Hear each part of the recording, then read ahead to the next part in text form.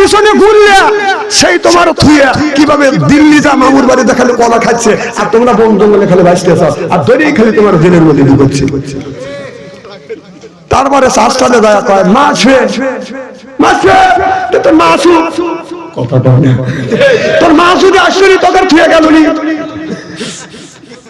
800 বছরের ইতিহাস কলঙ্কিত করছে। 800 বছর আগে রোমান পারস্যের বাদশাহের বেলা বলা গেছে, 800 বছর পরে আমাদের দেশের নেত্রী বলেছে, নেতারা ডুব দিয়ে বসে আছে।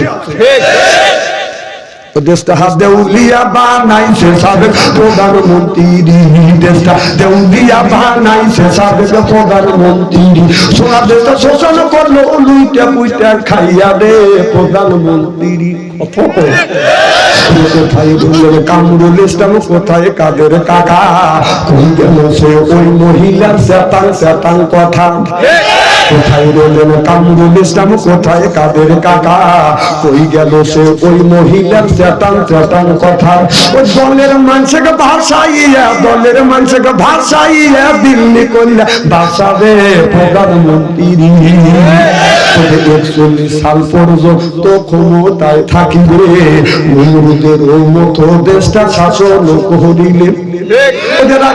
ওই ছাত্রদের ওই রক্ত নিয়ে কেমন খেলা খেললে রে প্রধানমন্ত্রী, দেশটা দেউলিয়া বানাইছে সাবেক প্রধানমন্ত্রী। সিল্লা বলুন ঠিক কিনে, কারণ এই দেশে সেটাই ধরা পড়ছে 4,000 কোটি টাকা ধরা পড়তেছে। ওই টাকা ওর বাপের না, আপনার আমার। এরা ভয় খেতেছে যদি আবার কোন ঘুরে আছে বাবা। আর এই রাজনীতি বাংলাদেশে নাই, ওইটা আর থাকবে না। এই যে ইসকন পার্টি একটা সংগঠন তৈরি হয়েছিল হিন্দুদের, এই সংগঠন ওদের সাহস নাই বাংলাদেশে আন্দোলন করে। বাংলাদেশের ওই দলের কিছু পাও চাপা গোলামেরা আপনার আলো চাল মাখা, মাটির সাথে মাখা, এখানে তিনলিক ভরা, গায়ে গলাতে আপনার পথিয়ে পড়া, ওরাই মিছিল করছে সরকারের বিপক্ষে, কোন হিন্দু নাই। ঠিক ভয় খেতে লাইলাহ ইল্লাল্লাহ কর জোরকন ঠিক কিনা জানেন না তো খবর? হ্যাঁ চালাবো তো, চলতেছে না তো, যা করছে দেশটা সারা সর্বনাশ করে ফেলছে। এই দেশটা কত আগে যত জানেন, 50 টাকার কাম করছে 50,000 টাকা খাইছে। আমার ঠিক বাচ্চা পায়, আমি তোমার চিনি না। আমার ভাইয়ের আমার ভালো করে লক্ষ্য করে শুনো, নবীর এক সাহাবী প্রত্যেক দিন নামাজ পড়িয়া নবীর সাহাবী যখন উঠে চলে যায়, মুনাজাত করে না, রাসূলের ওয়াজ শোনে না। নবীর এক সাহাবী লাফ দিয়ে দেখে দেখে বলে, ইয়া রাসূলুল্লাহ, ইয়া হাবিবাল্লাহ, আপনার একটা সাহাবী প্রত্যেকদিন আপনার সালাম শেষ, আপনার ওয়াজ নসিহত আমরা শুনি গো নবীজি। ওই সাহাবী ওয়াজ নসিহত শুনি না, দৌড়া বাড়ি যায়। কারণটা কি? নবী গো, আমি আপনাদের কাছে বিচার চাইলাম। এক পর্যায়ে মসজিদে যতগুলো সাহাবী ছিল বাগান বিচার চাইল। নামাজ শেষে ওই সাহাবী যখন আমার নবী দানের থেকে যখন বাড়ি সালাম ফিরছে, সাহাবী যখন বাগান দাঁড়িয়ে গেছে, বাড়ি চলে যাবে, আমার নবী বলে, সাহাবী রে তুমি দাঁড়িয়ে যাও, আমার সব সাহাবী তোমার নামে অবজেকশন দিছে, তুমি কেন প্রত্যেক দিন নামাজ শেষে আমার বয়ান শোনো না, মুনাজাত করো না, না করে তুমি বাড়ি যাও, কারণটা কি কি হয়েছে? সাহাবী বলে, ইয়া রাসূলুল্লাহ, ইয়া হাবিবাল্লাহ, এই মানুষের মধ্যে বলতে আমার লজ্জা লাগে, তারপর আমার বলতে হয়। আমার সাহাবী বাইরে জানে না, আমার গায়ে যে একটা পোশাক দেখতেছেন, এই একটাই পোশাক, আমার বাড়িতে তেমন ভালো পোশাক নাই। আর যখন নামাজের সময় হয় এই পোশাকটা গায়ে দিয়ে আমি নামাজ পড়ি। হুজুর বাড়িতে যাই, আমি আপনার বাড়িতে খনন করা আছে, কূপ কাটা আছে, ওই কূপের মধ্যে আমি নামি এই পোশাকটা আমার বিবিরে দেই। আমার বিবি আপনার সময় মতো নামাজ পড়ে, চিল্লাইয়া পান্নার হাওয়া। আমার নবীর এই কথা শুনলে সাহাবীরা আর কোনো কথা বলে না, সাহাবীদের চোখ থেকে বাদান পানি টাচ টাচ করে বাদান জমিনে পড়তেছে। আমার নবী সাহাবীদের নিয়ে বাদান বাসায় চলে গেছে, যায় দেখে ওই সাহাবীর বাদান একটা ছেলে আছে, পিঠ মোড়া করে বেঁধে রাখছে। এবার হযরত ওমর উকি দিয়ে দেখে ছেলেটাকে বেঁধে রাখছে, ছেলেটা কাঁদতেছে। এবার দেখে বলে, ইয়া রাসূলুল্লাহ, ইয়া হাবিবাল্লাহ, আপনার এই সাহাবী তো ভালো কাজ করতেছে, একটা কাপড় নিয়ে নিজেও নামাজ পড়ে, বিবেকও নামাজ পড়া, কিন্তু আবার কাজ খারাপ করতেছে। পাই কি কাজ? এই যে শিশু বাচ্চা, ও তো অন্যায় করে নাই, এক এক কষ্ট করে রশি দিয়ে শক্ত করে বেঁধে রাখছে, হাতে দাগ পড়ে গেছে, ছেলেটা কাঁদতেছে। আমার নবী এই কথা শুনিয়া ওই বাচ্চাটার কাছে যে হাতের রশি খুলে দিল, হাতের রশি পা রশি খুলে দিয়ে চোখের পানি মুছে দিয়ে কপালে চুমো দিয়ে বলে, তোমার মা তোমার আব্বা এত নিষ্ঠুর, তোমাকে এইরকম করে আপনার কষ্ট দিয়েছে। সাহাবী রে, তোমার এই শিশু বাচ্চা তো কোনো অন্যায় করে নাই, যার আমলনামায় পাপ লেখা হয় নাই। ও সাহাবী, তোমার এই শিশু বাচ্চাটাকে কেন তুমি এইরকম করে আঘাত করলে, এরকম করে বাঁধতে লাগলে?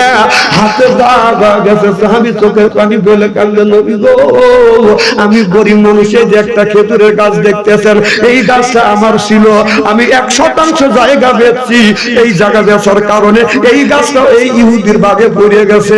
হুজুর, ওই গাছের থেকে আপনার খেজুর পরে, এই খেজুরটা আমার ছেলে খায়, এই ছেলেটা যদি বড় খেজুর খায়, ইহুদি গালি দেয়, তোমার ছেলেকে বাইরে রাখতে পারো না, তোমার ছেলেকে ঠেকা রাখতে পারো না, আমার গাছের খেজুর কেন খায়? হুজুর, জায়গা ছিল আমার, গাছটা ছিল আমার, তারপরে এই গাছের ফল যখন করছে পাইয়াও খায় না, পরা পাল খায়, ইহুদি সহ্য করতে পারে না, ছেলেকে নিষেধ করি, ছেলে না দৈনিক যার ছেলেটা ওই খেজুর খায়। আমার নবী বললে, বাবুরে, কেন তুমি ওই খেজুর খাইতে যাও? তোমার আব্বা তোমাকে নিষেধ করে, মা নিষেধ করে, তারপরও তো নিষেধ শোনো না।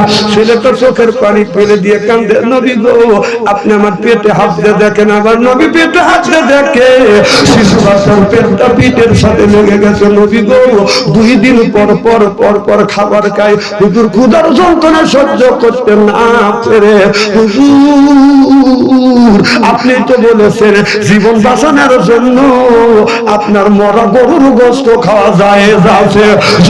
সুবহানাল্লাহ। হুজুর, আমি আমার জীবনটা বাঁচানোর জন্য মা বাবার গালি শুনি, মার খাই, তারপরে ইহুদির গাছের পরা খেজুরটা খাই হুজুর জীবন বাঁচানোর জন্য। এটা যদি আমার অন্যায় হয়, এইটা যদি অপরাধ হয়, হুজুর আপনি নিজ বিচার করে দেন, এটা আমার অপরাধ কি? আমার নবী চোখের পানি ফেলে দিয়ে দিয়ে কাঁদতে, কথা বলে না। এমন সময় ইহুদিকে ডেকে আনলেন। ইহুদিকে আমার নবী বললেন, ইহুদি এই গাছটা তো আমার সাহাবীর ছিলে, এই জায়গাটা বিক্রি করছে, তোমার ভাগে পড়ে গেছে, এই গাছটা আমার কাছে বিক্রি করে দাও, আমার কাছে বিক্রি করো, আমার সাহাবীর কাছে বিক্রি করো। ইহুদি বলে, না না, গাছটা আমি বিক্রি করবো না। এর মানে ও বেজাল ব্যবসা অনেক আছে, বাবা মারা গেছে, চাচার কাছে বাজার লালিত পালিত হচ্ছে, ওই চাচা বাতিজাকে পাম দিয়া দিয়া বা যত জমি ছিল ওই বাতিজার কাছ থেকে চাচা রেজিস্ট্রি করে নিছে। কথা বুঝতেছেন না?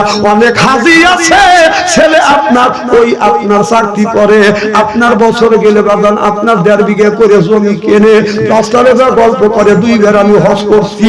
জিজ্ঞাসা করলাম, বাজান আপনি হজ করছেন, টাকা দেয় কে? কয় আমার বেটা টাকা দেয়। তোমার বেটা যদি টাকা দেয়, সরকারি চাকরি করে, কয় লক্ষ টাকা বেতন পায়, কয় 40,000 টাকা বেতন পায়, কোন বছরে কয় হাজার করে টাকা দেয়, হুজুর 20 লাখ দেয়, 30 লাখ দেয়, এবছর 8 লাখ দিয়ে আমি 10 লাখ দিয়ে 2 জন সামাইবো, 2 জন হজ করে আইছি। আমি বললাম, তোর ছেলে 40,000 টাকা চাকরি করে, 10 লক্ষ টাকা দিয়ে হজ করাইছে, এরপরে 2 বিঘা জমি কিনছি, তোকে হাজি বলে কে? তুই কুত্তর চাইতে খারাপ।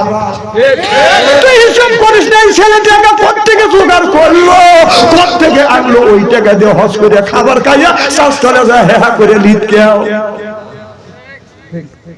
অনেক মানুষ আছে, ছেলে চাকরি করে, বিদেশ চলে গেছে, নামাজ বাদন পরে না, টর্চ লাইট নিয়ে বাদন শ্বাস তলে যাইয়া ওই যে স্টলে বসে রাত 11টার মনে তার উপরে পাও তুলিয়ে চা খায় আর গল্প করে। কথা বুঝতেছেন না?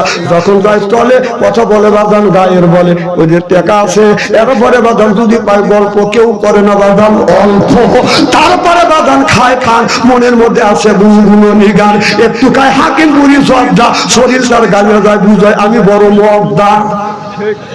না এখন তো ঠিক করবে, তখন তো নকলের বড় না। ওই যে হাজি, ওই যে লোকজন বসে, আমাদের দেশে কিছু হাজি আছে আসরের নামাজ পড়ে শাস্তালে বসে, যে শাস্তালে আপনার সিডি চলে, যা চা খায় ছবি দেয় নাইকেটা খেয়ে দাও ও গেছে চা খাবেন না, ছবি দেখবে না। না তুমি যদি চা খাইতে যাও, এক চাপ চা খাইতে 5 মিনিট লাগে, 5 মিনিট চা খা তুমি চলে আসো। উনি তো ওই যে বসে, বসার পরে 1 বছর 3 কাপ চা খায়, ছাপুরা সাবির খানের ছবি দেখে। কত আছে না নাই? এর মানে তোমার আজান যখন দেয় আদি সাহেব দৌড়া যায়, অজু দেয় না, ওই যে সেদিকে ড্যান্স দেখছে ওই অবস্থাটা কাপড় লস্ত হয়েছে, সালাদা নামাজ পড়তেছে। হাসেন না, হাসেন না। আবার কত সুবহানাল্লাহ, বেতালে লোক পাওয়া গেল, খুবই খারাপ লাগতেছে নাকি? এনে হাজি নাই থেকে ওয়াজ করে দুধ পাচ্ছি, মানে সাইডে উঠতো না। না এসব হাজি তো এই কাম করে না।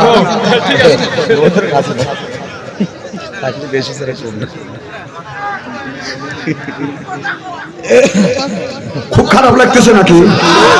একটা তাকবীর দেন তো দেখি।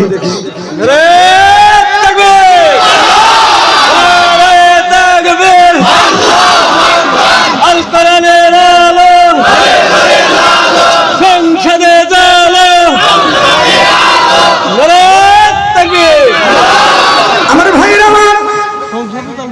ভালো করে লক্ষ্য করে শুনুন, কোন জায়গা বলার লাগে আমি দেখাবো। এই যে এই জিনিসটা কোন জায়গাটা জ্বলার লাগবে, কারণ সংসদ থেকে ডাক্তার ইউনূস যতদিন আছে, বিগত সরকারের লোকজন এতদিন খালি দোয়া ইউনূস করতেছে। কথা বুঝতেছেন না? কারণ নির্বাচিত সরকার আজকে যদি ইটের তেল দিয়ে থাকো, পাথরের তেল খাওয়া মনে রেখো। এখন অনেক লোক আছে আপনার তখন ছিল ওই দলের, এখন আবার যে দলের জোর আছে ওই দলের ভর্তি হচ্ছে। কথা কন না কেন? আবার এখন ওই সময় যে দল আবার ক্ষমতায় যাবে, আবার পরে যখন যে দল ক্ষমতা যাবে এইটা দিয়ে ওই দলে যাবে।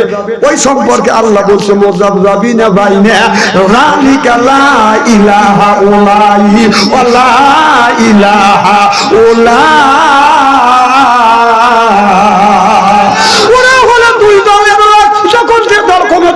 সেই দলে বাদান গড়াগড়ি করে। এরা হলো গোল আলু মার্কা মানুষ, বাদান গোল আলু মার্কা মানুষ আছে। গোল আলু বাদান আপনার মাছের মধ্যে দিয়ে খাওয়া যায়, কাইটে পাঙাশের মধ্যে দেওয়া যায়, গরুর গোস্তের মধ্যে দেওয়া যায়, খাসির গোস্তের মধ্যে দেওয়া যায়, ব্রয়লারের মধ্যে দেওয়া যায়, ভর্তা করে খাওয়া যায়, বড়া দিলে গড় গড় করে গড়ে। তাহলে এই আয়াত 1450 বছর আগে আল্লাহ নাযিল করছে। এইটা যদি বলি রাজনীতি রাজনীতি করতেছে। আরে কত সবনে দেখলাম, কুল্লাবারও সবন নাই, একটা তো নাই। কে ভাই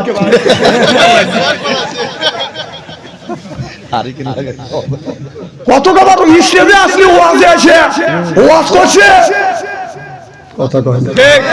হ্যাঁ হ্যাঁ ওয়াজ করছে বছর বছরে। আর বাদলে হুজুর চেয়ারম্যান কোন আন্তর কো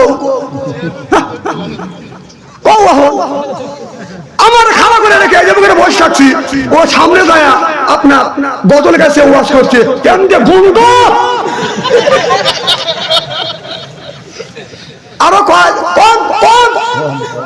মানে আমরা যে আলেম আমাদের গুরুত্বই নাই। কে কথা কন? আজকে আচ্ছা বক্তৃতা দিয়ে দেখ তোকার কি করে স্যান্ডেল দিয়ে বেরিয়ে কথা কর না। না কথা কি অবস্থা বলতেছি, যার কোরআন হাদিসের জ্ঞান নাই তুই স্টেজে এসে কি বলবি? এই যে তুই মন্ত্রী ছিল সাথিয়া বেড়া স্টেজে বলি আমাদের বসা 1.5 ঘন্টা বসে রেখে ওয়াজ করছে। কি রকম থাকে চিনতে পারেন? আর ওর সাম তারা হ্যাঁ ঠিক ঠিক সার তোর সার কোনে তোরা কোনে। আবার ওই নৌকা বেচুর আগে গেছে, ওদের মাহফিলে 1.5 ঘন্টা 2 ঘন্টা মোল্লা করে বসা দেখছে, আমার লাগছে 1.5 ঘন্টা বসা। আবার 4টার মাহফিলে তো অভিনয় করে গান গা, আবার লাঠি মেরে খেলতে গেলে তারাও শান্তি পানে ওকে লাঠি মেরে খেলা জানে, ওদের বিপার পেঁচা বেশি করে, মানে ক্ষমতা ছিল এখন তুই কোনে এই দিনে ক্ষমতা এত দেখান লাগে না। আমার ভাইরা ভালো করে লক্ষ্য করে শুনে নি, তার ছেলেটা আমার নবী বললেন গাছটা বিক্রি করে দাও, কারণ আমি গাছ বিক্রি করবো না, কথা বুঝতেছেন না? আমার নবী বললেন সাহাবীরা তোমরা যদি এই গাছটাকে কেউ কিনে দিতে পারবে। হযরত জারজা রাদিয়াল্লাহু তাআলা আনহা বললেন ইয়া রাসূলুল্লাহ ইয়া হাবিবাল্লাহ আমি করব। এবার নবী যখন চলে গেলেন হযরত জারজা রাদিয়াল্লাহু তাআলা আনহু এবার ইহুদির কাছে যা বলতেছে, ভাই ইহুদি তোমার একটা গাছ যদি ছাড়িয়ে দাও বিক্রি করো, এক গাছের বিনিময়ে আমি 600টা গাছ দিব, এই গাছটা তোমার ছেড়ে দিতে হবে, কারণ এই শিশু বাচ্চাটা বাদান ক্ষুধার যন্ত্রণা সহ্য করতে না পারে খাবারটা খাচ্ছে। আমার ভাইরা হযরত জারজা রাদিয়াল্লাহু তাআলা যখন এই কথা বললেন ইহুদি বাদান রাজি হয়ে গেলেন, বলে আমি এই 600টা খেজুর গাছ দেবো, বাগানটা আছে বাগানটা ধরে দেবো, বাড়ি তোলা মাঝখানে হলো ঘর, বাড়ি আছে বাদান চতুর্দিকে বাদান, আপনার খেজুরের বাগান 600টা। বলে যদি তোমার এই বাড়ি সহ বাগানটা যদি আমার নামে রেজিস্ট্রি করে দেয় একটা গাছ আমি দিয়ে দিব। হযরত জারজা রাদিয়াল্লাহু তাআলা আনহু বললে আমি তাই দিয়ে দেব, গাছটা তুমি ছেড়ে দেবে, লিখিত হয়ে গেল। হযরত জারজা রাদিয়াল্লাহু তাআলা আনহু বাড়িতে যা বলে বিবি রে দেরি করিস না, তাড়াতাড়ি পরনে যা আছে এইটা নিয়ে বের হ, গবে যা আছে টাকা নগদ আছে এইটা নিয়ে, সোনা যা আছে এইটা নিয়ে আসো, আর যা আছে এইগুলি ছাড়িয়ে দিয়ে চলে যেতে হবে। এবার বিবি তাড়াহুড়ো করে বাঁধেন আপনার পোটলা বাঁধলে স্বামীর কাছে জিজ্ঞাসা করলেন না, স্বামী রে এত বড় বাড়ি এত বড় বাগান রাখি কই যাব, একটা কথাও জিজ্ঞাসা করলেন না। কারণ স্বামী বলেছে গাছটা ইহুদিক আমি দিয়ে দিয়েছি, একটা গাছের বিনিময়ে গাছটা আমি কিনেছি। বিবি চিন্তা করছেন ঈশ্বর আমার স্বামী বাবা একটা কাম করছে, সিলে কলমার হাওয়া। হযরত জারজা রাদিয়াল্লাহু তাআলা আনহু বাগান ওই শিশু বাচ্চাকে যা বললো, বাবা রে আজকে আর ভয় না, এই গাছটা আমি তোমাকে কিনে দিছি, এই গাছটা কিনে দিছি। জারজার বিবি বললে কেন এই কাজ করলে? এই শিশু বাচ্চা কাঁদতেছিল। এখন জারজার স্ত্রী বলে এই ছেলেটা যদি আমার এরকম হইতো আমি এই ধরনের কাজ করতাম। স্বামী আপনি যা করছেন ভালোই করছেন। আল্লাহ নবীর কাছে খবর চলে গেল, আল্লাহ নবী হযরত জারজার চেহারার দিকে তাকাইয়া সাহাবীদেরকে দেখে দেখে বলে, সাহাবীরা পরোপকারী মানুষ যদি দেখতে চাও, জান্নাতি যদি মানুষ দেখতে চাও, হযরত জারজা রাদিয়াল্লাহু তাআলা আনহার চেহারার দিকে তাকাও, সিল্লে বল সুবহানাল্লাহ। এই ধরনের কাজ নবীর সাহাবীরা বাদান করেছে। আর আমরা ওই যে বাতিজা বাদান এতিম মানুষ বাবা সত্য দিয়ে মারা গেছে, ও বাদান চলতে পারে না, চাচা বাতিজা জায়গা বেশ যদি 22 সাত জায়গা 2% বেচছে, 5টা গাছ বাজিছে, চাচা ভাই একটা গাছ দেবো না সব আমার। এই চাচা বা বেহেশতে দেবের লেগে বসে থাকে, তুই যাচ। নবী কি বলছে? ওই এতিম দেখিলে তোমরা মিষ্টি কথা কইও, ওই এতিম দেখিলে তোমরা মিষ্টি কথা কইও, কাছে যাইয়া মাথায় হাত বুলাইয়া দিও। আমার নবী এতিম ছিলেন, মাটিতে পিতা খাইলে ববেতে আমার নবী এতিম হইলে ছিলে এখন ঠিক কিনে। আমার ভাইরা মুসলমান ভাইরা আল্লাহ হাবিবের উম্মতেরা ভালো করে লক্ষ্য করে শুনুন, ওবাদান মানুষকে কষ্ট দেওয়া যাবে না, অন্যায় করা যাবে না, মানুষের হক আবাদান মাইরে খাওয়া যাবে না। এরপরে 5 ওয়াক্ত নামাজ পড়া লাগবে, রোজা রাখা লাগবে, আল্লাহর হুকুম মেনে চলা লাগবে। আল্লাহ বলে ইন্নাল্লাযিনা আমানু ইন্নামানি নিশ্চয়ই আল্লাযিনা যারা ঈমান আনবে ওই আল্লাহর উপরে, ওয়া আমিলুস সালিহাত আর যারা নেক কাজ করবে, 1 নাম্বার ঈমান, আর 2 নাম্বার যারা নেক কাজ করবে, আল্লাহ বললেন কান্নাতুল লাহুম জান্নাতুল ফিরদাউস নাজুলা। সিল্লায়াকুন আল্লাহু আকবার। 1 নাম্বার ঈমান 2 নাম্বার যারা নেক কাজ করবে এই মানুষটা যখন জান্নাতে যাবে 70,000 উড়াবে রিসিপশন করে জান্নাতে নিয়ে যাবে। সুবহানাল্লাহ। কয় হাজার? আর জান্নাতি গান গাইবে আর বলবে নাহুনুল খালিদাতু ফালানা জাদু ওয়া নাহুনুল নাইমাতু ফালানা বাসু নাহুনুল রাজিয়াতু ফালানা নাফাতু তুবালে মান কানা লানা ওয়া কুনা লাহু। আল্লাহু আকবার। এই গান কোন নারী যদি মুখস্থ করতে পারে, অনেকের স্বামী আছে, অনেকের মহিলার স্বামী আছে, বোর কাছে স্বামী যা বলে তোর দিয়ে সংসার চললো না, আর একটা বিয়ে করা লাগবে, আছে না? মা বোনদের বলবো, মা এই গানটা আপনি মুখস্থ করবেন, করিয়া বেচানাই যখন শুইতে যাইবে একই বালিশে 2 জন শুইবেন। রাসূল বললেন আমি যখন আমার বিবি নিয়ে যখন ঘুমাতে যাইতাম একই বালিশে শুইতাম। সুবহানাল্লাহ। মুখোমুখি হইয়া জোরে পান কি হইয়া মুখোমুখি হইয়া শুইতাম, আর আমরা বিবির সাথে মুখোমুখি হইয়া সব খাওয়া যাইবা দেন বিড়ি। কথা বুঝতেছেন না? বউ যখন স্বামী বিবির মুখের কাছে মুখলে বউ খালি মুখ ঘুরায়, স্বামী কয় আমি তুমি মুখ তোমার মুখের কাছে মুখলেই তুমি মুখ ঘুরাও, কারণ কি? বউ কয় শরম করে লজ্জাও করে, এই মাত্র টাটকা বিড়ি খেয়ে আমার মুখের সাথে মুখ লাগাইছো তো পাশার সাইডে মুখের বন্ধ বেশি। বিড়ি যারা খায় তাদের হাত দিয়ে গন্ধ, মুখ দিয়ে গন্ধ, দাড়ি দিয়ে গন্ধ, টুপি দিয়ে গন্ধ, জামা দিয়ে গন্ধ, চাদর দিয়ে গন্ধ, লেপ দিয়ে গন্ধ, বালিশ দিয়ে গন্ধ। আমার হয় ছন্দ ওর বউটাকে কেমনে রে আল্লাহ সরকম ঠিক কিনে। যারা বিড়ি খায় তারা মনে মনে চিন্তা করে এই তো হুজুর বিড়ির বিপক্ষে ফতুয়া দিবি। না না, আমি বিড়ির বিপক্ষে ফতুয়া দেবো।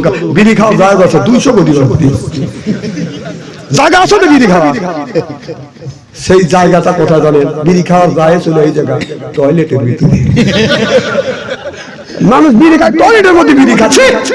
আমি নিজে দেখছি রমজান মাস নামাজ পড়তে যাবো, জোহরের নামাজ তাহলে স্ট্যান্ডটা করিয়েছি, আমি টয়লেটের কাছে যা যে টয়লেট বন্ধ, ধোলা ধুলো বের হচ্ছে। যাবো তো এই জায়গায়, সেই জায়গায় আগুন ধরলো নাকি, দরজা বন্ধ।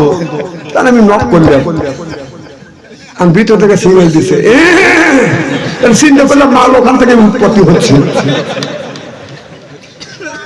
মানুষ না না, বিড়ি যদি তুমি হালাল মনে করে খাও ওই জায়গায় খাওয়া লাগবে না, ওইটা যদি হালাল মনে করে খাও কি কব, তাহলে এক হাতে বিড়ি খাও আর এক হাতে মল তুলে নেবে খাও।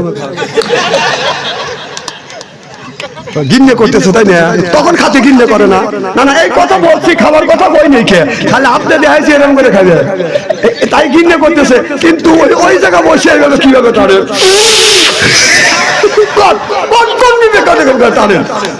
তখন গিনে করে না, আর বললি গিনে হয়।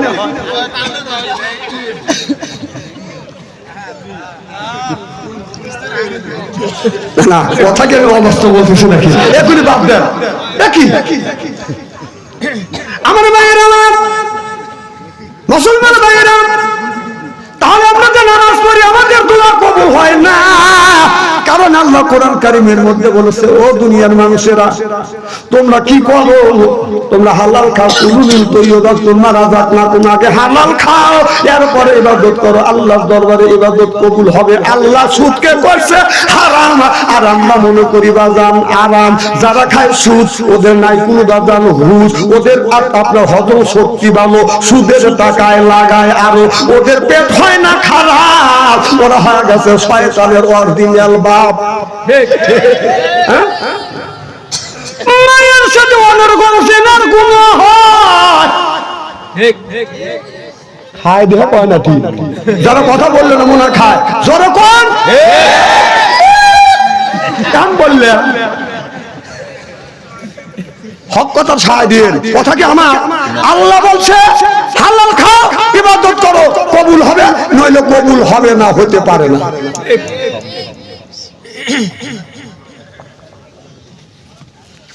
আল্লাহ যেটা নিষিদ্ধ করেছে ওইটা আমরা আরাম মনে করে, এ ভাই ওটাকে রাখ, না না মাঝখান থেকে ওঠা যাবে না, মোতা আসলে ওই জায়গায় মুইতে ফেলা।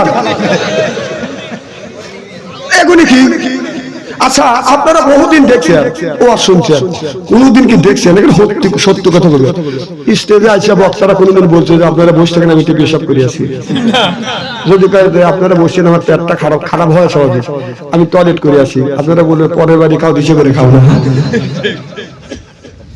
আমরা যখন মাহফিলে আসছেন হিসেব করে ঢুকতে একটু সিপে করে রাখেন।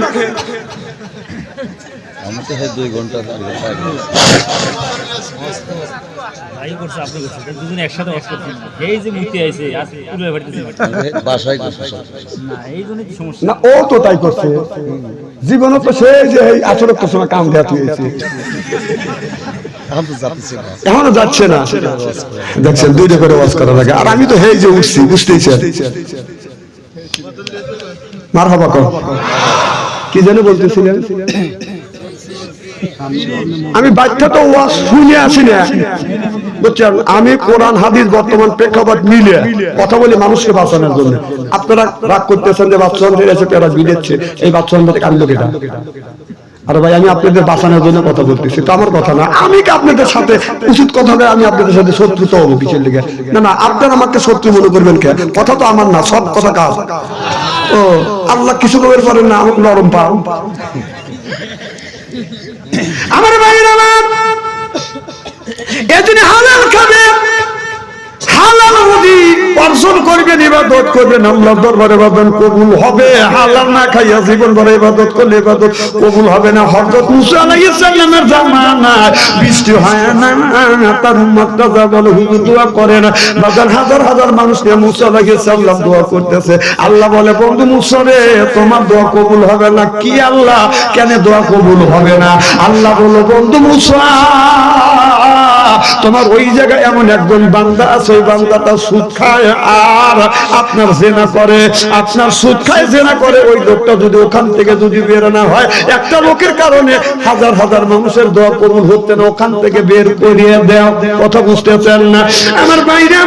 মুসা আলাইহিস সালাম বলে, আল্লাহ ওই মানুষটাকে একবার দেখা দেন, দেখেন আমি ও কি করি। আল্লাহ কয়, এই জন্যই আমি আল্লাহ, আর তুমি হলে আমার বান্দা এবং নবী। সুবহানাল্লাহ। আমাদের এমন এমন গুণ আছে, এমন এমন অন্যায় করছি, এমন এমন পাপ করছি, এই পাপের কথা বাবা শুনলে বাড়ি থেকে বের করতো, মা শুনলে থুতু ফেলতো, বিবি শুনলে তালাক দিত, ছেলে মেয়ে শুনলে কথা বলতো না, গ্রামবাসী শুনলে মিছিল করে গ্রাম থেকে তাড়িয়ে দিও। অত বড় অন্যায় করবার পর এই জায়গা ওলি হয়ে বসে আছি। আল্লাহ যদি একটাবার ফাঁস করিয়া দেয়, এই মুখ মানুষের কাছে দেখাইতে পারবো না। সিল্লা কম ঠিক কিনে। এবার মুসা আলাইহিস সালাম বলল, যখন আল্লাহ বলল এই জন্য আমি আল্লাহ আর তুমি বান্দা, এই যে তফাৎ, সুবহানাল্লাহ বললাম না? আর তুমি আমার নবী, এই জন্য তো আমি ফাঁস করে দেই না। মুসা নবী এবার একটা মঞ্চে দাঁড়িয়ে বলে, ভাই রে, কে একজন অপরাধী আছেন, আপনার কারণে হাজার হাজার মানুষের দোয়া কবুল হচ্ছে না। আপনি যদি বের না হয়, দোয়া কবুল হবে না, বৃষ্টি নামবে না, বৃষ্টি যদি না নামে দেশে ফসল হবে না, ফসল যদি হয় তাহলে কি খাবো, কি খাইয়া ইবাদত করবো? আমার বাইরে আমার ওই লোকটা বাজার বের হয় না, লোকটা মনে মনে চিন্তা করতেছে, আল্লাহ আজকে যদি এখান থেকে যদি বের হয়ে যাই, হাজার হাজার মানুষের কাছে আমি চিহ্নিত হয়ে যাবো। মানুষ বলবে এই লোকটা লুচ্চমি করে, এই লোকটা সুদ খায়। আল্লাহ আজকে আমি তওবা করলাম, আল্লাহ তওবা করলাম, জীবনে আমি মদ পান করবো না, আল্লাহ জেনা ব্যবচারী করবো না, সুদ আর ঘুষ খাবো না। আল্লাহ এই মানুষের মধ্যে আমার ইজ্জতটা তুমি পাংচার করে দিও না। আল্লাহ বলে, ইন্নাল্লাহা ইয়াগফিরু যুনুবা জামিয়া ইন্নাহু হুয়াল গফুরুর রাহিম। আল্লাহ বলে, বান্দারে আমার রহমত থেকে নরিয়াজ হইস না, আমি আল্লাহ তোমাদের নরিয়াজ করি না, নরিয়াজ করবো না। তুমি তওবা করো, ইয়া আইয়ুহাল্লাযিনা আমানু তুবু ইলাল্লাহি তাওবাতান নাসুহা। তওবা কর, নাসুহার মতো তওবা করো, এমন তওবা করবে আল্লাহ যা করছি করবো না, ফিরে আসলাম। এইটাই হলো বাদান তওবা। সুবহানাল্লাহ। কন্যা লোকটা এমন ভাবে তওবা করছে, সঙ্গে সঙ্গে বাতান বৃষ্টি বর্ষিত হয়েছে। এবার হাজার হাজার মানুষ বলে, ও নবী মুসা, এইমাত্র আপনি বললেন আপনি নবী হয়ে কেন মিথ্যা কথা বলেন? এইমাত্র বললেন। খুব খারাপ লাগতেছে নাকি? মনে ঘুম এসে গেছেন নাকি? হানা তো বলা লাগবে। আমার ভাইয়ের আমার, এই মাত্র বললেন দোয়া কবুল হবে না, লোকটা যদি বের না হয়, আমরা তো রেডি হয়ে আছি, যে বের হবে ওবে গুঁড়ো পালিশ করবো। কথা বুঝতে চান না? ওই যে মুসা বলছিল কেউ যদি আঘাত করে না, লোকটা যদি বাড়া যায়, সব লোক নিয়ত করে বসে যাকে বাড়ালি। কথা বুঝতেছেন না? আল্লাহ ইন্নাল্লাহ আলিমুম বিযাতি সুদূর, সব মানুষের মনের খবর কে জানে? ওই লোকটা তওবা করছে, সঙ্গে সঙ্গে বৃষ্টি বর্ষিত হয়েছে। সব বলো নবী মুসা আপনি বললেন আল্লাহ বলছে বৃষ্টি হবে না, আবার বৃষ্টি হইল। মুসা বলে আল্লাহ তুমি মানুষের কাছে আমাকে খালি হেউ করলে। আল্লাহ বলে মুসা রে, আমার ওই বান্দা আমার কাছে তওবা করছে আর করবে না। আমি আল্লাহ রহমানুর রহিম, আমি আল্লাহ আমার গফুরুর রহিমের নামে পজিশন ঠিক রাখার জন্য তওবা কবুল করছি, বৃষ্টি বর্ষিত করছি। সিল্লাকান আল্লাহু আকবার।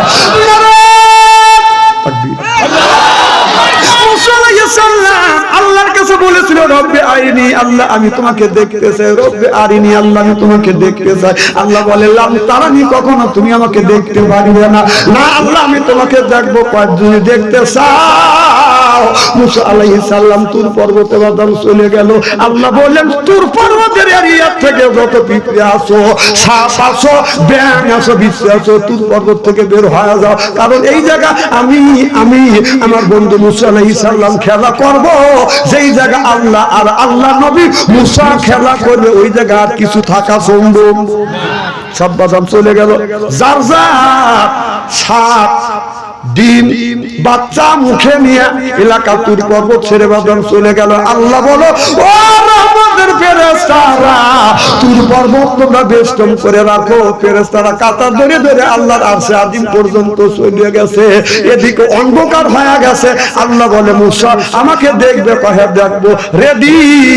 মুসা থরথর করে কাঁপতেছে, দুই কাঁধে দুইটা ফেরেশতা আছে। কি আছে?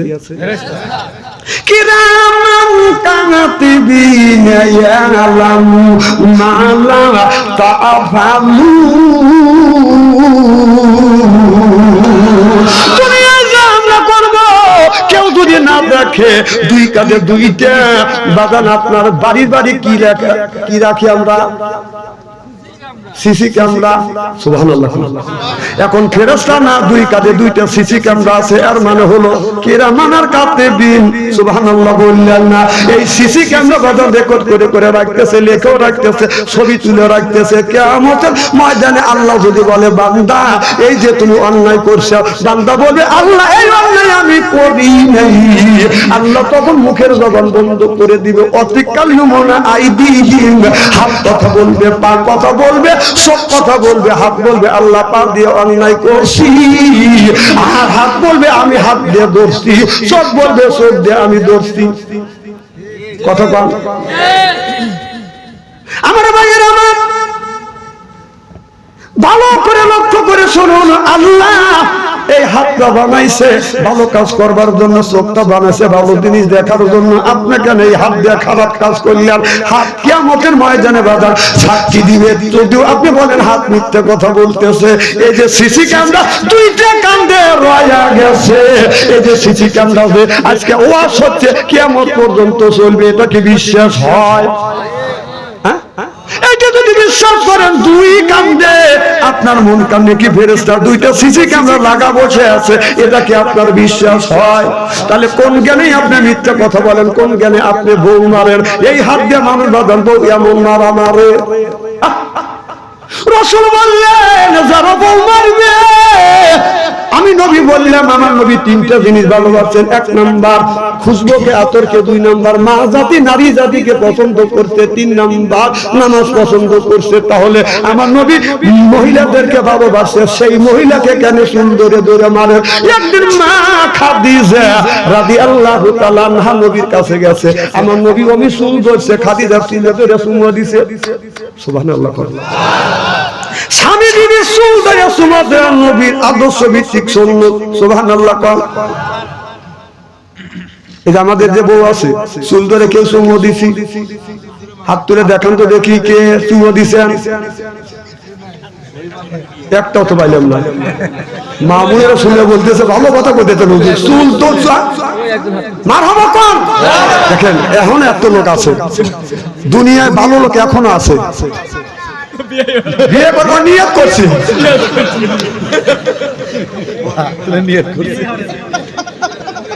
না না বিয়ে হওয়ার নাই, ঠিক আছে, না বউগুলোর মোবাইলে আটকা হয়ে গেছে।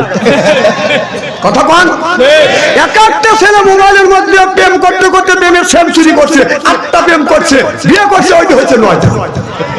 বাসর ঘরে বাগান চলে গেছে, বাসর ঘরে যাইয়া ছেলে মেয়েরা ছেলেরা কি করবে, কুব্বালাতে খাতনি, কুব্বালা দিয়ে দি, কুব্বালা দিয়ে রেস দি, কুব্বালা দিয়ে আইনা আইনি, 4টা জায়গা আছে, 4টা জায়গা স্বামী যদি সুমুয়া দেয়, বিবির 4টা জায়গা যদি সুমুয়া দেয়, আর 2 রাকাত নফল নামাজ পড়ি আল্লাহর কাছে হাত তুলে যদি মোনাজাত করে, এরপরে মোনাজাত করবার পরে আপনার স্বামী স্ত্রীর আপনার জীবন শুরু থেকে বাসর ঘরে রাত পর্যন্ত 2 জনের সগীরা গুনাহ আল্লাহ মাফ করে দেয়।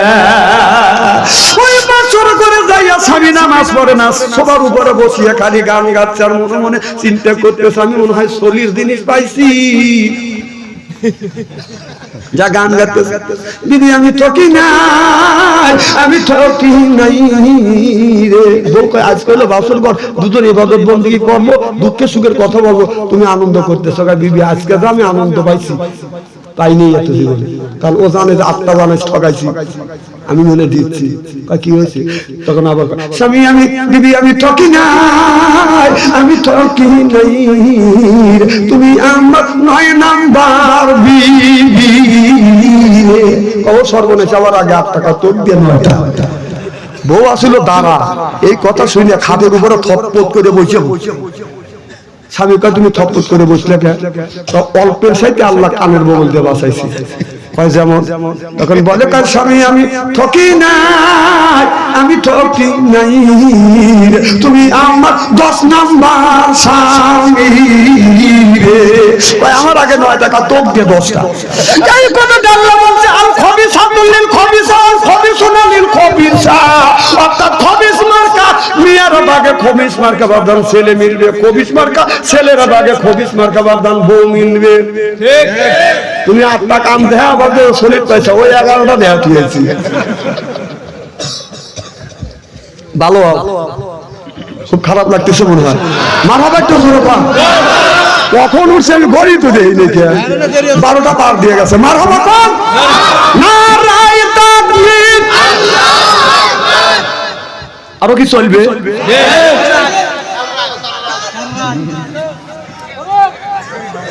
শোনেন, এখনো পৃথিবীর ভালো মানুষ আছে,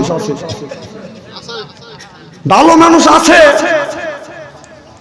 আপনার বরিশাল একটা হিন্দুর 1,24,000 টাকা সাইকেলে করে নিয়ে যেতে, ওই যে কি জানি ব্যাগ আছে, হবিন ব্যাগ, হ্যাঁ ওই ব্যাগটা সিরিয়া পড়ে গেছে, ওনা মার করে নাই, ওখানে 1,90,000 টাকা ছিল। একজন ইট বাজায় কাজ করে, সেই টাকাটা পাইছে, পায়া চিন্তা করছে টাকাটা কার, টাকা রেখে দিচ্ছে। পরে একদিন পর উনি খুঁজে মুজে না পায় মাইকিং করছে, মাইকিং করার পরে ওই ইট বাটার লোক শুনছে, শোনার পরে ওই এলাকার কিছু লোক, এলাকার যে মেম্বার আছে, কমিশনার আছে, তার কাছে গেছে, যা বললো যে মাইকিং করলো কে, এই এত টাকা আমি পড়ে পাইছি, আজ 2 দিন আগে পড়ে পাইছি, 3 দিনের মাথায় সে তার কাছে জমা দিচ্ছে।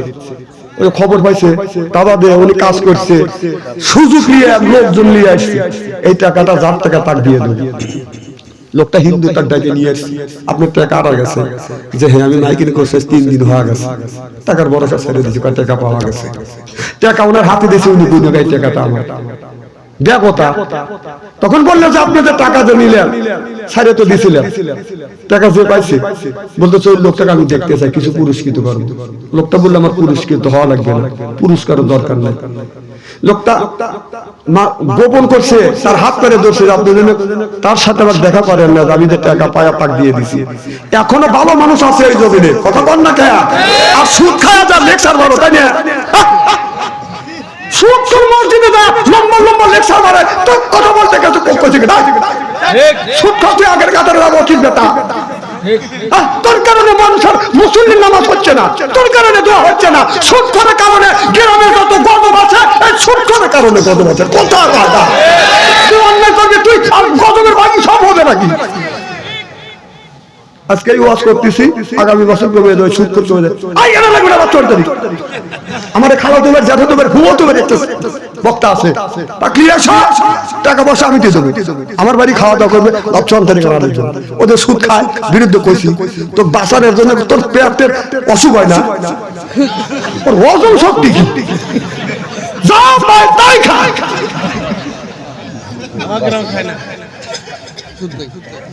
না না, আমি জানি তো এই গ্রামে খায় না, ঠিক আছে, কিন্তু বাড়ির লোক খায় না, এটা মিডিয়া হচ্ছে, সারা দেশের লোক শুনতেছে না। না না, সুদের টাকাতে গরুর গোশত কিনে নিয়ে যদি এইটা বুনো করে খালি কি রকম টেস্ট লাগবে? আচ্ছা, যদি ভালোই লাগে ওটা হারাম, মল হারাম, তাহলে এক টুকরো ফ্রিজ দিয়ে আপনার এক ফ্রিজ মল তুলবেন, তুলে কিছু লোক কিছুদিন সালাদ দিয়ে খায় না, ওই গোস্ত দিয়ে এটাকে সালাদ থেকে বড়া মল একটু বড়ালে খায়। আমি গাই বাড়ি এত খালি আসে এই যে বলা বলি রোলার দিয়ে দলি, তারা সুদ খাওয়া বাদ দেয় না। সুদ খাওয়ার ছোট গুণ আপন মায়ের সাথে অনর্গল জেনার গুণ, আর মসজিদে যাচ্ছি বড় বড় করে তো লজ্জা নেই বেয়ালে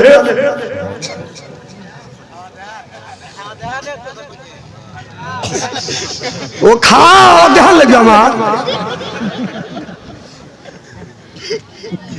সুদের থেকে বাহার করে হয়েছে বড় লোক, ওদের থেকে দেয় গো সালাম হাজার হাজার লোক, হাজার হাজার লোক। আগে ওরা ভাত পায় নাই, খাইছে আটা রুটি, ওদের বাড়ি যাইয়া দেখবে রাখছে কাজের বেটি একটা, রাখিছে কাজের বেটি। মসজিদে নামাজ পড়ে বলে কয় কাতার করো সোজা, ওরা বানছে বাপের বোঝা, বানছে বাপের বোঝা। লাতাকুল সুস্থ খাও দূরের কথা, তোর দ্বারের কাছে যায় না এ কথা কা। কিয়ামতের ময়দানে আল্লাহ বলবে যে তুই সুদ খাচ্ছিস, নিষেধ করছিস, তুই সুদ খাচ্ছিস, তখন আল্লাহ বলবে যে আমার সাথে আর আমার নবীর সাথে যুদ্ধ করবার জন্য ঘোষণা হোক, তৈরি হয়। তাহলে আল্লাহর সাথে সাহস কি বেটা? আল্লাহর সাথে আর রাসূলের সাথে যুদ্ধ করার ঘোষণা সুদ খাওয়া বলে কি? কিয়ামতের বলবে আয় খায়া শরীর বানাইছে কি কুত্তর মতো, রাস্তাতে সুদ খায় লজ্জাও করে না। কিছু লোক মনে মনে চিন্তা করতে এই হুজুরে খাইল কে দাঁড়িয়ে। ভাই আমি আপনাদের বাঁচানোর জন্য করতেছি, আপনাদের একটু বিবেকে কয় না আপন মায়ের সাথে গুনাহ, সেনা করার গুনাহ চারটাহানি মনে করেন নাকি? এই কথা আর করা দরকার নাই। আমি কে খানা খায় দুধে দাবাত পেলে দাবাত তোমার বাগ বাইকে পাশের গ্রামের লোক যদি আমি বেশা যা করবে আইডিয়া যা করবে পছন্দ কিনতেছে, কত ভালো ভক্তের ওই জ্ঞানে লাগবে কি জানে। আমার ভাইয়ের আমার কি বলবো না না, এখানে শিবের বাজে গেছে নাকি? এখানে কোরআনের আয়াত বলতেছি, অর্থ বলতেছি, এটা কি আমার কি অসুবিধা আছে নাকি? না না ভাই, আল্লাহ নিষেধ করছে। এটা কুকুর, কুকুরে খেবেন না। এই আপনি যখন বাড়িতে থাকবেন না, কুকুরটা কি করে? ওই কুকুর আপনি কি খাওয়ান? হাড্ডি কাটা আর এটা কিন্তু বাদ, এই কুকুর খায়া আপনি সারা রাত আপনি ঘুম পারেন, আপনার বাড়ি আমি পাহারা দেবো, আমি আপনার মতো নিমহারা আমি করবো না। কারণ আল্লাহ নিষেধ যেটা করছে, আপনি যেটা নিষেধ করেন সেটা করবো না। আপনি ঘুম পড়েন, আমি সারা রাত বাড়ি পাহারা দেবো। ঘরের মধ্যে আপনি আরামে ঘুম পারেন, একটা লোক যখন ঢোকে উত্তর সে কায় বুঝা কে তুমি? আমার মালিকের অনুমতি ছাড়া ঢুকতে চাও? আচ্ছা হাসিরে উদয় দেন না, কথাগুলো বোঝেন। আপনি কুকুরে খাওয়াইছেন কাটা হাড্ডি, এতে ভাত যা ফালা দিবেন নষ্ট হবে, সেইটা খায়া আপনার বাড়ি পাহারা দিচ্ছে, আপনি উল্লাপাড়া বাজারে গেছেন, বাজারে যখন গেছেন কুকুর চিনতে গেলে মালিক আসে নাই, রাত 10টা বাজে, আপনি যখন বাড়িতে আসছেন জানেন না কুকুর ঘুমায় নাই, আপনার বউ বাল বাচ্চা আরামে বাড়ির মধ্যে ঘরের মধ্যে ঘুমাচ্ছে, কুকুর আপনার দেখে সন্ধ্যের তো আপনাকে দেখে দৌড়াইছে, ওই গার হাতে ঘেঁষা দেয় আর নেজ দাঁড়ায় আর welcome welcome, thank you thank you, কথা বল। আর রাত যখন 12টা হবে, উল্লাপাড়া থেকে রাত 12টার পরে দেখেন আসবেন অন্ধকার রাত, কোন কুয়াশা রাত, উত্তর চোখ দেখতেছে না, এরপরে আপনার শীতের দিন মাফলার দিয়ে মুখ বাঁধা, মাছ দিয়ে মুখ বাঁধা, চাদর দিয়ে গা ঢাকা, আপনি আস্তে আস্তে রাত 12টার পরে ওই বাড়িতে যখন আপনার বাড়িতে প্রবেশ করতেছেন, কুকুরের চোখে পড়ে না, কুকুর চিনতেও পারতেছে না মালিক নেশর, কুকুর চিন্তা করতেছে আমার মালিক নেশর, দেখি টেস্ট করবার জন্য তার মালিক বকের মানে কি, আর রাগের মানে কি, বক মানে আমার মালিক নাই, তো চোখে দেখা যাচ্ছে না, তো চেহারা বোঝা যাচ্ছে না, চোর চোর বাপ, ঠিক আছে, তার মালিক ওই মালিক কোথায় রাগ, মালিক আমার বাড়ি খাস, হাড্ডি কাটা খাস, আমার তো বক, কুকুর চিন্তা করছে ইন্ডিয়ান ইন্ডিয়া, ইনি আমার মালিক,